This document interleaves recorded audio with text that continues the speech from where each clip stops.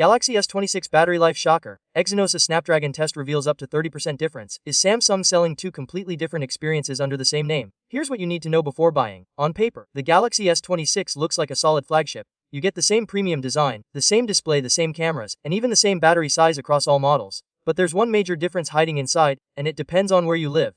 That difference is the chipset. Samsung is once again splitting its flagship lineup between two processors. In markets like the United States, China, and Japan, the Galaxy S26 comes with the Snapdragon 8 Elite Gen 5. Meanwhile, in most other regions like Europe and many international markets, the phone is powered by Samsung's own Exynos 2600 chip. Now, you might think this doesn't matter much. After all, both are high-end processors, right? Well, things get interesting when we talk about battery life. The Exynos 2600 is built on a newer 7nm process, while the Snapdragon 8 Elite Gen 5 uses a 3nm process. Normally, a smaller manufacturing process should mean better efficiency and longer battery life.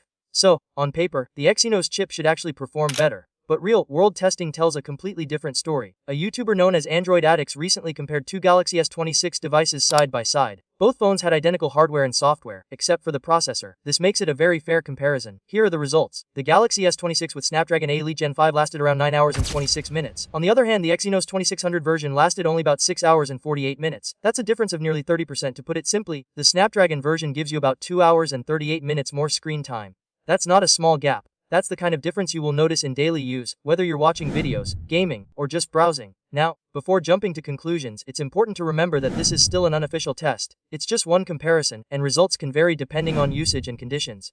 But even then, the gap is big enough to raise concerns. If these results are accurate, it means two people buying the same Galaxy S26 could have very different experiences, just based on their region. One gets all-day battery life, while the other might struggle to get through the day. That's a serious issue for a flagship phone. Another big question is whether this can be fixed with software updates. Sometimes companies improve battery life through optimization, but when the gap is this large, it's hard to say if software alone can close it completely. For now, it remains uncertain. The situation also highlights Samsung's long-running Exynos vs Snapdragon debate. Over the years, users have often preferred Snapdragon models for better performance and efficiency, and this new test seems to continue that trend. There is some good news, though. If you're planning to buy the Galaxy S26 Ultra, you don't have to worry about this issue. Samsung is using the Snapdragon 8 Elite Gen 5 in the Ultra model worldwide. So no matter where you buy it, you'll get the same performance and battery life. But for the regular Galaxy S26 and S26 Plus, things are different. Here's an important tip. If you live in a region where Exynos models are sold and you come across a Galaxy S26 at a surprisingly low price, make sure to check which chipset it has. A cheaper deal might sound tempting, but it could come with a noticeable battery trade-off.